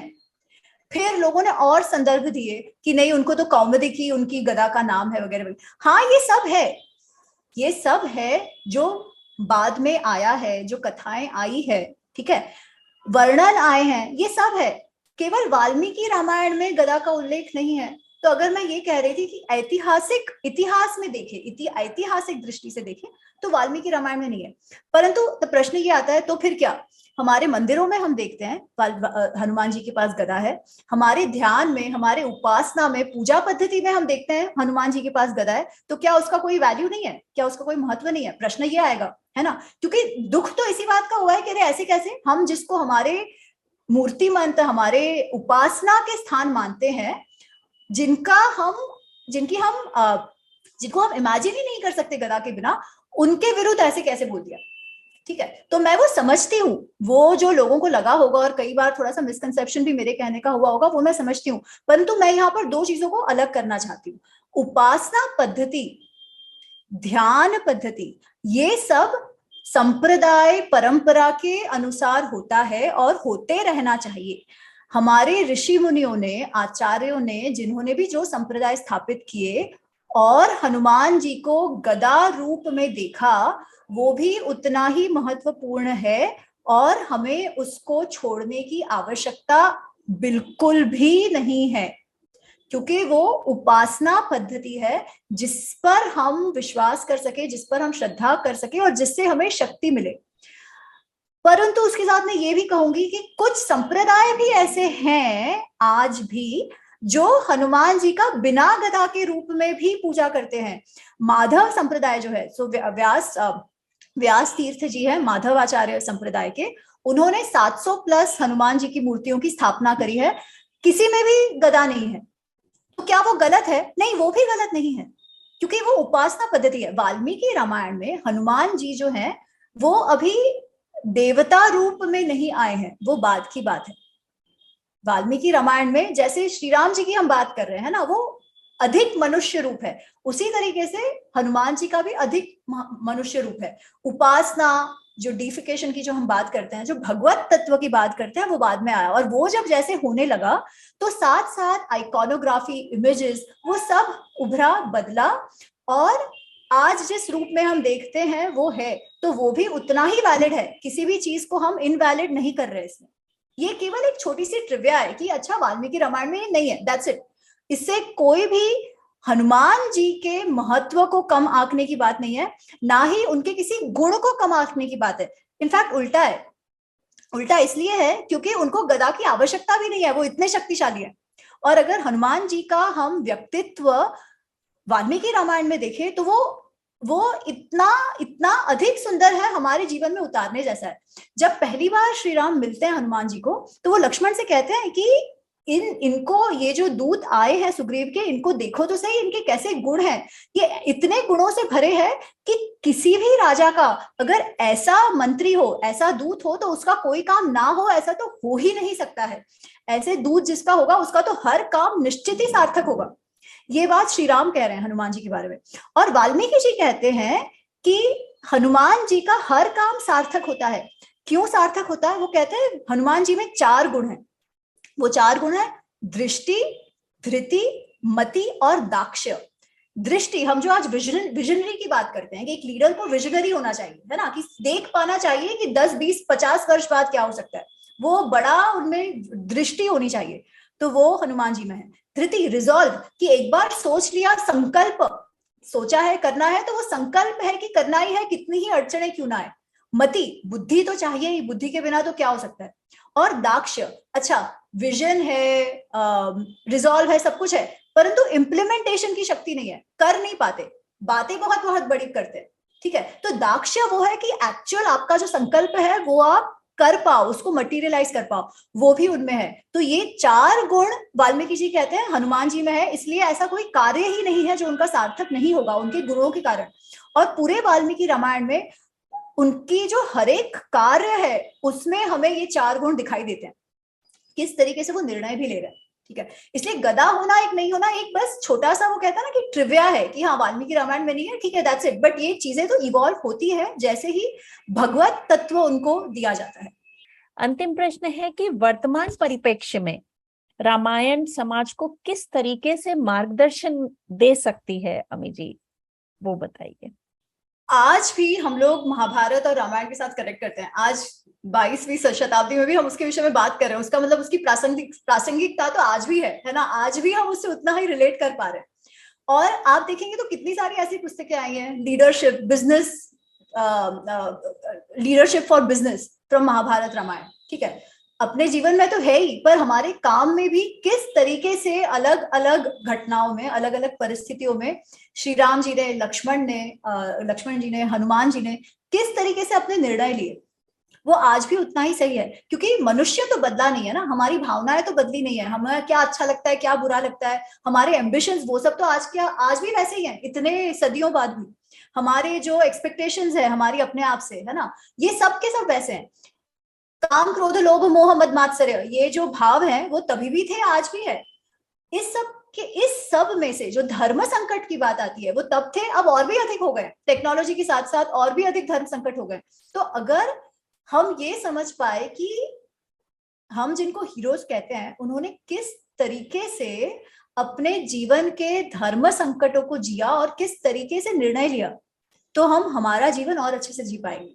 और साथ साथ जिनको हम विलन कहते हैं, फॉर एग्जाम्पल अगर हम रावण को विलन कहते हैं, तो उन्होंने क्या गलत किया कि हमको भी उन बातों से सावधान रहना चाहिए। और मैं रावण की बात इसलिए कह रही हूँ क्योंकि वो एक बहुत ही जब रावण की मृत्यु होती है ना, जब श्री राम जी रावण का वध करते हैं, तो मंदोदरी बाहर आती हैं और विलाप कर रही है मंदोदरी, और वो एक बात कहती है, वो बात इतनी सुंदर है। वो कहती है कि एक टाइम पर रावण की तो मृत्यु हो गई है, उनके शव पर कहती है मंदोदरी कि एक टाइम पर ना आपने अपनी सारी इंद्रियों पर विजय पा ली थी और उनको आपके वश में कर लिया था।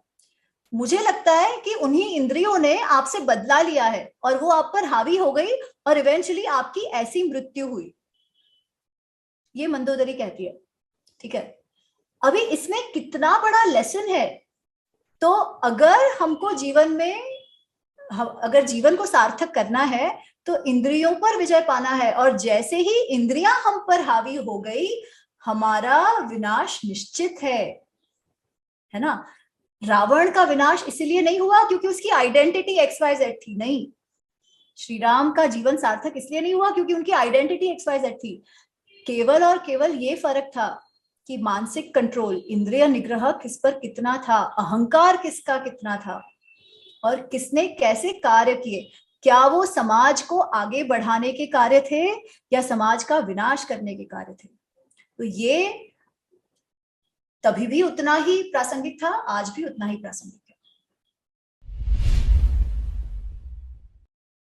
कि जो वाल्मीकि रामायण में काफी सारे संदर्भ में जीव हत्या के ऊपर अलग अलग पहलू दिखाए गए हैं। मतलब कहीं पे ऐसा है कि अश्वमेध यज्ञ में भी बलि दी जा रही है, कहीं पे ऐसा आ रहा है कि वास्तु के प्रसंग में भी बलि की जा रही है, और कहीं पे राक्षसों का अलग से वो दिखाया गया है कि वो किस तरह से प्रिजर्व कर रहे थे।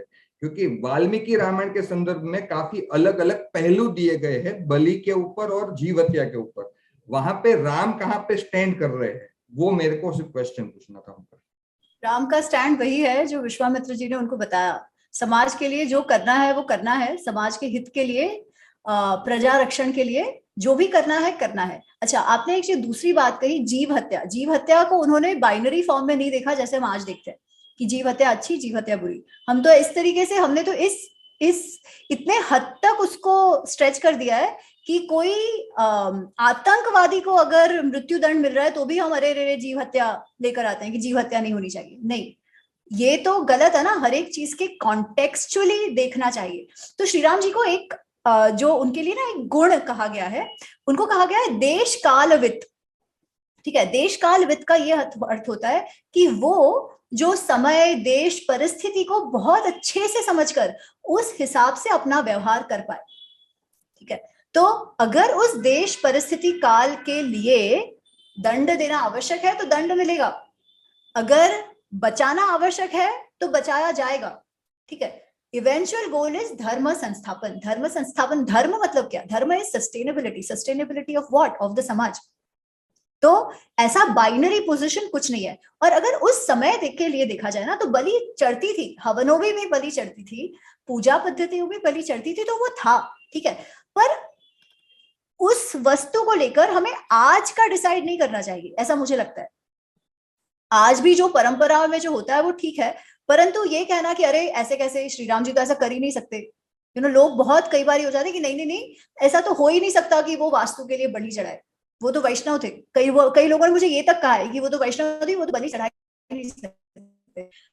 हमारी मान्यता है, चढ़ाया इसलिए हमें आज चढ़ाना चाहिए। हमको आज हमारे संप्रदाय, हमारे ऋषि, हमारे आचार्य जो कह रहे हैं वैसा हमें करना चाहिए। पर उन्होंने किया तो उससे हमको ऐसा जज करने की आवश्यकता नहीं है, वो तब की पद्धति, परंपराएं, जीवन ऐसा था कि ऐसा करते थे, that's it. So my question is, I'm hoping you can throw some light on this, कि जब लंका जलाया गया था तब मैं समझती हूँ कि काफी दुष्कर्म हुए थे, इसलिए ये करना पड़ा था, पर पूरे लंका को क्यों जलाया गया था, उसको किस नजरिए से हम देख पाए, उसके बारे में जरा बता दें। अच्छा, पूरी लंका अगर जल जाती तो श्री राम जी लड़ने किसे जाते, सब तहस नहस पहले ही हो चुका होता है ना। पर जब श्री राम जी भी वहां गए तो लंका की समृद्धि उन्होंने भी देखी, उसका अर्थ पूरी लंका को नहीं जलाया गया था, पहली बात तो वो। दूसरी बात, क्या माचिस का बॉक्स लेके स्वयं हनुमान जी लंका को जलाने गए थे, या उनका रिएक्शन था? लंका दहन हुआ किस तरीके से? उनकी जो पूंछ थी उसको जलाया गया सबसे पहले। उनको तो मृत्यु दंड देने की बात हो रही थी जब उनको पकड़ा गया, पर फिर विभीषण ने कहा कि नहीं ऐसे मत करो, उनका कोई भी एक शरीर, क्योंकि दूत को मार नहीं सकते, दूत तो केवल किसी को रिप्रेजेंट कर रहे हैं ना, किसी की बात लेकर आए हैं, उनको आप कैसे मार दो? You shouldn't shoot the messenger, that's the whole point. तो फिर कहते हैं, पर रावण कहता है नहीं नहीं, मुझे कुछ ना कुछ दंड तो देना ही है, तो क्या दंड दो? तो वो कहते हैं ठीक है, फिजिकली हार्म हिम। तो फिजिकली हार्म के लिए वो कहते हैं उनकी जो पूंछ है, जो उनके लिए बहुत सम्मान की बात है, उसको आप जलाओ।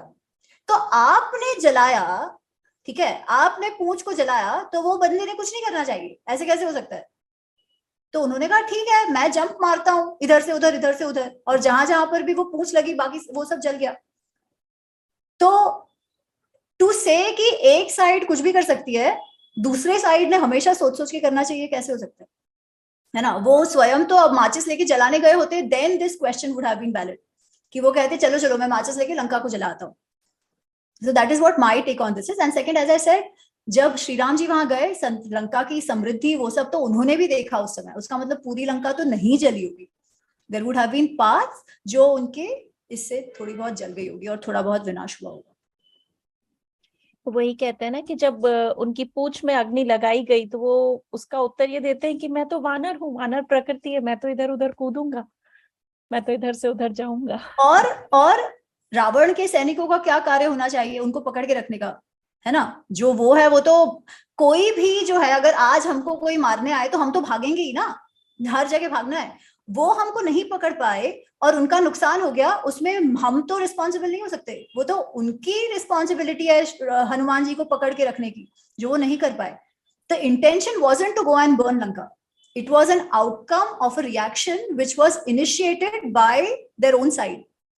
एक तो जो आपने वो बलि की बात बताई थी, वो तो समय के हिसाब से उस बात पर हम डिबेट आज नहीं कर सकते, लेकिन एक चीज और लोगों में आती है कि जब राम, सीता और लक्ष्मण वन गए और वो शिकार करते थे, लाइक हिरण का शिकार के लिए सीता ने कहा, तो जीव हत्या वाली बात, और ये अगर क्षत्रिय थे तो क्या ये शाकाहारी, कहीं वर्णन है कि ये शाकाहारी ही खाते थे? क्योंकि अगर वहां पे वन में है, कुछ फल मूल के अलावा कुछ नहीं है, तो क्या क्षत्रिय शाकाहारी खाकर भी जीवन यापन करके युद्ध कर सकते हैं? ऐसा कुछ लोगों के का मत है, जिसको मैं क्लियर करना चाहती हूँ। तो ऋचा जी, इसका आपने मुझे एक धर्म संकट वाला प्रश्न पूछा है, क्योंकि मुझे पता है मैं अगर इसका सही में उत्तर दूंगी तो वापस मुझे पढ़ने वाली है। But be so be it. Valmiki Ramayan का जो, अगर आप गीता प्रेस का ट्रांसलेशन पढ़ेंगे ना, तो जहां जहां पर भाई मांस की बात आई है तो उन्होंने उसको फल का गुदा कर दिया है, ठीक है। तो लोगों, क्योंकि समवेयर हमारे मन में यह है कि राम तो कैसे, मतलब श्री राम, सीता माँ वगैरह, वो तो नॉनवेज खा ही नहीं सकते, तो उस मांस का अर्थ फल का गुदाया, ऐसे ही कुछ होगा।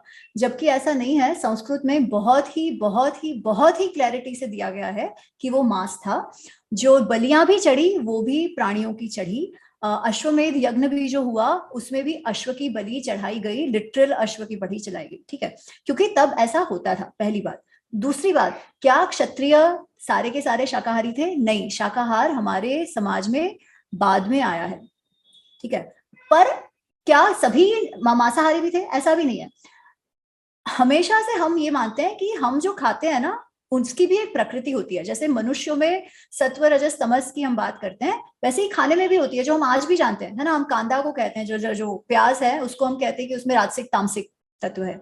तो ये बातें तो उसमें भी है। तो जैसे मांस की जो बात होती है उसको तामसिक कहा जाता है। इसीलिए जिसको आध्यात्मिक अपनी बढ़ोतरी करनी है, राजसिक तामसिक, सॉरी, मास को राजसिक तामसिक होता है, तो जिसको आध्यात्मिक बढ़ोतरी करनी है उनको धीरे धीरे धीरे धीरे सारा जो राजसिक तामसिक अन्न है उसको छोड़ते जाना चाहिए। परंतु उस जमाने में, उस समय में क्षत्रिय जो थे, राजसिकता की आवश्यकता क्षत्रियों में होती है, क्योंकि उनको लड़ना है। लड़ने के लिए भी, इसीलिए भी शिकार भी परमिटेड था ना, शिकार का परमिशन भी इसीलिए था। और शिकार करके क्या वो लोग केवल रखते नहीं थे, वो मांस खाया जाता था। ये बात महाभारत में भी आती है। जो पांडव वगैरह हैं वो लोग को भी ये हिंट दिया गया है कि वो मांस खाते थे। नॉट ओनली दैट, कुछ कुछ ब्राह्मणों के इसमें भी मांस खाने का हमें ये मिलता है। पर मैं मांस कह रही हूँ, मैं बीफ नहीं कह रही हूँ, क्योंकि गाय को तो अघन्य माना ही जाता था। इसलिए कोई ऐसा कहे कि सब कुछ खाते थे और बीफ भी खाते थे, तो ये बात गलत है, ठीक है। परंतु क्या मांस खाया जाता था? जी, ठीक है। अच्छा, अब रामायण में ये भी उल्लेख आता है कि उन्होंने अपने माताजी से कहा कि हम वन में हैं तो हम लोग फल मूल पर ही जिएंगे। ये बात भी सही है, उन्होंने ये भी कहा है फल मूल पर जिएंगे। परंतु उसमें ना एक क्लॉज है कि शिकार कर कर खाना, क्योंकि आप वो अपने पुरुषार्थ से कर रहे हो, कोई आपको करके नहीं दे रहा है, तो वो भी वैलिड है। तो अगर जीवन के लिए आपको खाना है तो खाना, तो उनका खाने का उल्लेख है। पर जो मैंने पिछली बार अमित जी से कहा, मैं अभी भी वो कह रही हूँ कि तब और अब में हमें फर्क करना चाहिए। क्या तब वो खाते थे इसलिए आज भी सारे के सारे नॉन वेजिटेरियन बन जाओ? Does it justify non ways in any way? It doesn't. तब अगर वो नहीं खा रहे होते उसका अर्थ हम सब आज के आज वेजिटेरियंस बन जाए, ऐसा भी नहीं है। आज के जीवन के हिसाब से हमारे पास कौन से विकल्प है? क्या कम से कम हिंसा कर कर हम जी सकते हैं क्या?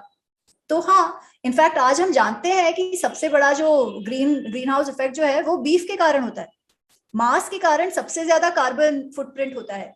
तो हमारे धर्म के लिए, सस्टेनेबिलिटी के लिए हमें वो जितना कम करना है करना ही चाहिए, ठीक है। तो तब वैसे था, इससे आज की कोई बात जस्टिफाई या अनजस्टिफाई नहीं होती है। पर तब क्या वैसे था? तो था, तब की आवश्यकता के अनुसार ऐसा था, ऐसा उल्लेख भी आता है। फिर भी अगर किसी को नहीं मानना है तो भी कोई बात नहीं, क्योंकि इन चीजों से कोई फर्क ही नहीं पड़ता कि क्या खाते थे उस समय, जो उपलब्ध था वो खाते थे, है ना।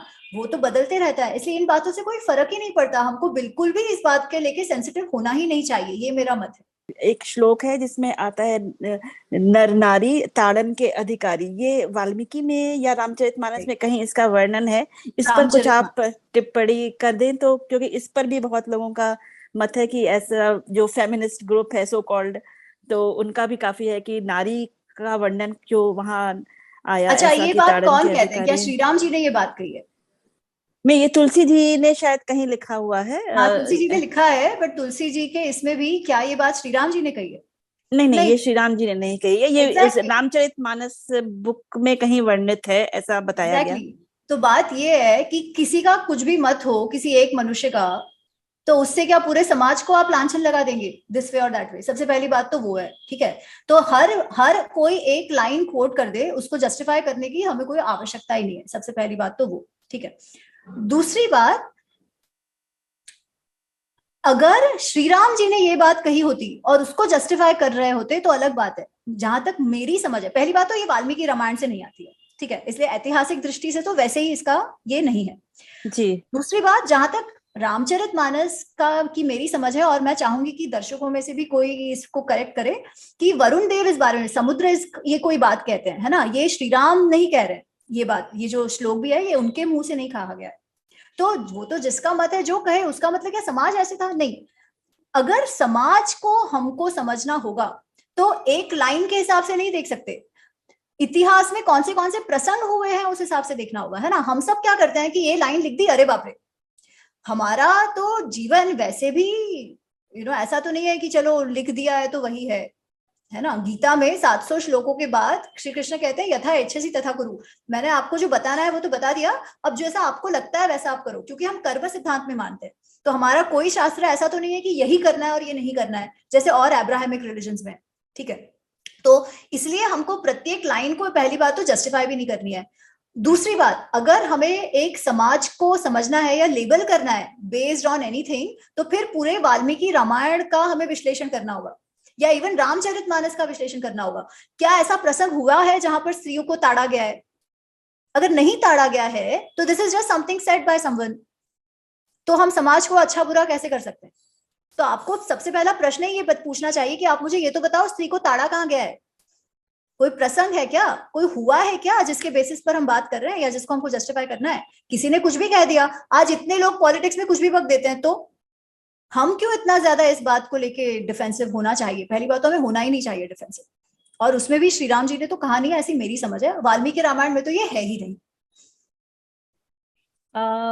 इस पे ऋचा जी संगम टॉक्स पे एक वार्ता और हो चुकी है, बलराम सिंह जी की है, और उनकी अवधी भाषा पे काफी पकड़ है।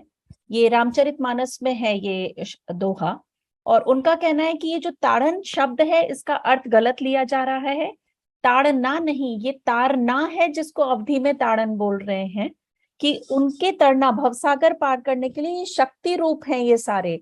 और उन बहुत अच्छा व्याख्यान है वो, तो ऋचा जी अगर आप चाहें तो प्लीज वो सुनिएगा। बलराम सिंह जी का है, इसी श्लोक पर, इसी दोहे पर आधारित है, और बहुत खूबसूरत उन्होंने उसकी व्याख्या की है कि इसका जो अर्थ लिया गया है वो समाज ने कितने गलत तरीके से लिया है। नमस्ते अमी जी, बहुत ही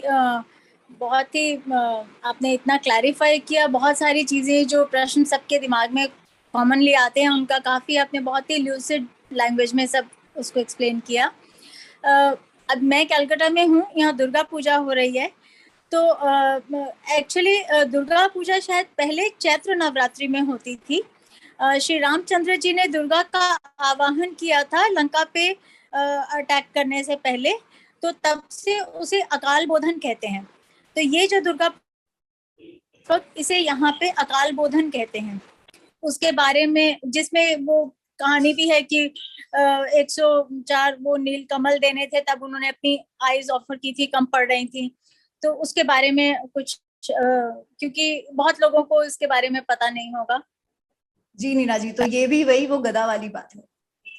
उपासना पद्धति, मान्यता पद्धति एक है जो हमें मानते रहना चाहिए, वो कथा भी बहुत सुंदर है, परंतु वो वाल्मीकि रामायण से नहीं है, इतनी सी बात है, ठीक है। तो अगेन मान्यताएं हमारी हैं, हमारे ऋषियों ने कहा भी है, ये हुआ भी होगा, मैं ये नहीं जानती, परंतु वाल्मीकि रामायण में ये बात नहीं आती है, बस इतनी सी बात है। That does not again invalidate the story, does not invalidate the shraddha, पर इतिहास और उपासना परंपरा उसमें थोड़ा सा कई बार ये अलग हो जाता है, तो बस जस्ट क्लैरिफाइंग दैट।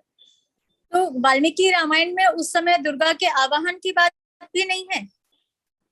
ओके, ठीक है, थैंक यू।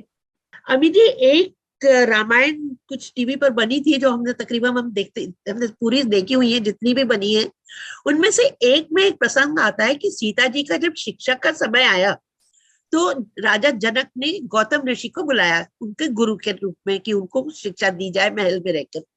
तो सीता जी ने कहा कि ये तो इन्होंने अपनी निर्दोष पत्नी को प्रताड़ित किया है, ऐसा कुछ नहीं है वाल्मीकि रामायण में, वो नहीं है ना, क्योंकि अहल्या की कहानी ही अलग है। अहल्या की कहानी में ऐसी कोई बात ही नहीं आती है जो जिसके साथ ये रिलेट भी कर सके प्रसंग।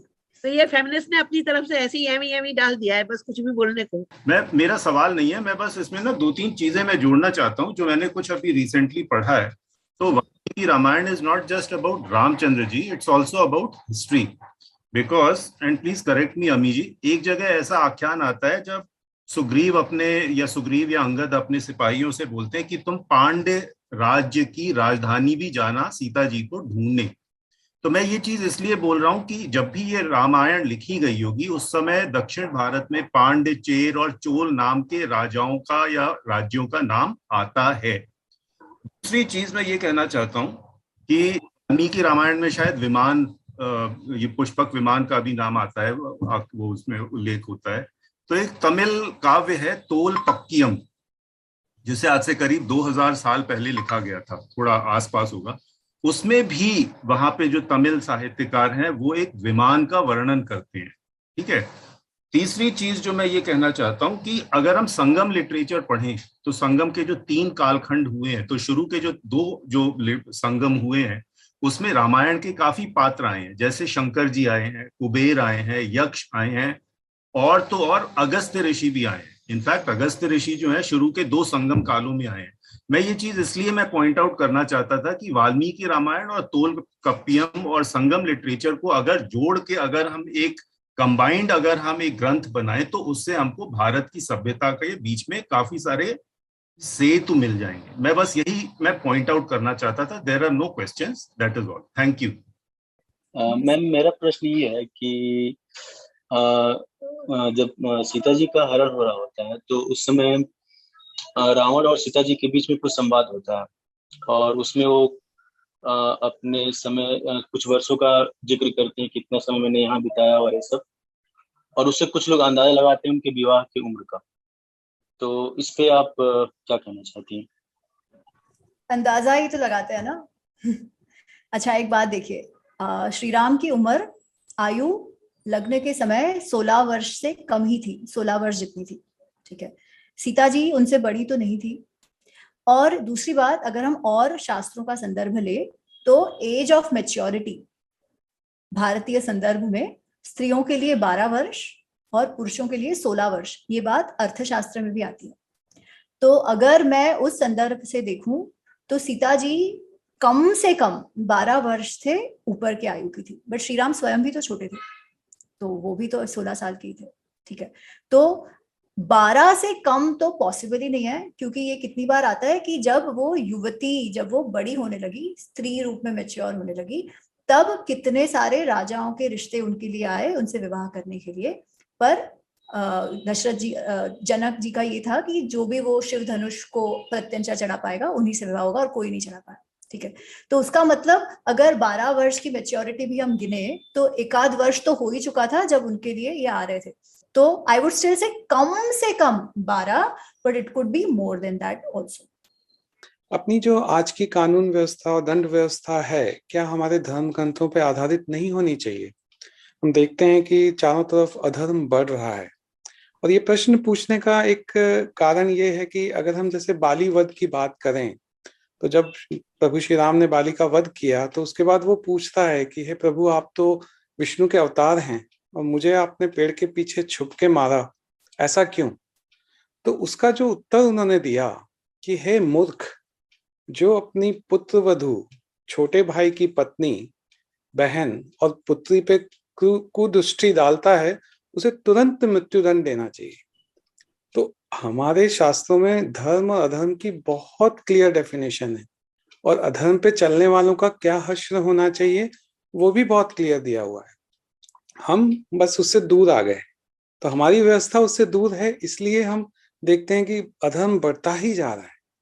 तो क्या हमें रिवाइज नहीं करना चाहिए कि हमारी कानून व्यवस्था, दंड व्यवस्था हमारे शास्त्रों से सीखते हुए हो, उससे सीख लेते हुए हो? इस पे आपके क्या विचार? इसका एक ही उत्तर हो सकता है महेश जी, होना ही चाहिए। होना ही चाहिए। धर्म निरपेक्ष का अर्थ क्या? धर्म तो हमारे संस्कृति समाज का आधार है। धर्म निरपेक्ष होकर कैसे जिया जा सकता है, कोई उसका कोई अर्थ ही नहीं बनता। वैसे भी धर्म निरपेक्ष इज एक्चुअली संप्रदाय, पंथ निरपेक्ष वैसे भी देखा जाए तो। पर that said I would also say ऐसा नहीं है कि हमारे इसमें दंड के प्रावधान नहीं है, है ना? दंड के प्रावधान है, सिर्फ उनको इम्प्लीमेंट करने के लिए सही ये नहीं होता। तो थोड़ा सा फर्क सिस्टम में भी है ना, क्योंकि उसमें तो राजा का शब्द न्याय है इवेंचुअली। हमारी पद्धति वैसी नहीं है आज के इसमें। समाज भी थोड़ा सा कॉम्प्लेक्स है, परंतु आपने जो बात कही उससे कोई और मतभेद तो हो ही नहीं सकता, वैसा तो होना ही चाहिए। सो मैं क्या कहूँ इस पे, मैं आपसे पूर्ण तरह सहमत हूँ। धन्यवाद अमी जी। बहुत बहुत ही अच्छा, बहुत ही रोचक, बहुत ही ज्ञानवर्धक व्याख्यान था। बहुत से प्रश्न जो शुरू में मन में थे उनका समाधान हुआ, हमें उनके बारे में पता चला।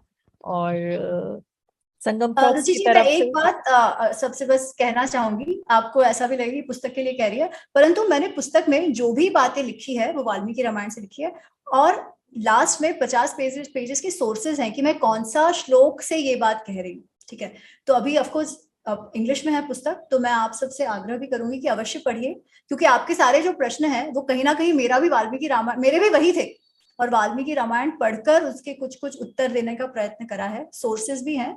तो प्लीज आप पढ़िए भी गा, और आपका फीडबैक, आपकी प्रतिक्रिया भी दीजिएगा। जी बिल्कुल। अमी जी की पुस्तक बहुत सारे जगह पर ऑनलाइन भी अवेलेबल है। ई शॉप, हिंदू ई शॉप से स्पेशल मुझे रिक्वेस्ट आई थी कि बताइएगा कि हिंदू ई शॉप पे ऑनलाइन वो पुस्तक अवेलेबल है। अमेज़न, फ्लिपकार्ट, इन सब पर तो है ही। तो महाभारत अनरावल्ड और रामायण अनरावल्ड दोनों ही पुस्तकें हैं अमी जी की। तो वो सभी श्रोताओं से निवेदन है कि वो ये पुस्तक पढ़ें, और भी जो प्रश्न अगर उनके मन में है शायद उसके भी उत्तर वहां पे मिल जाएंगे। तो सभी श्रोताओं को हमसे जुड़ने के लिए बहुत बहुत धन्यवाद, और अमी जी आपको संगम टॉक्स की तरफ से बहुत बहुत धन्यवाद समय निकालने के लिए। बहुत बहुत आभार। जय श्री राम। जय श्री राम।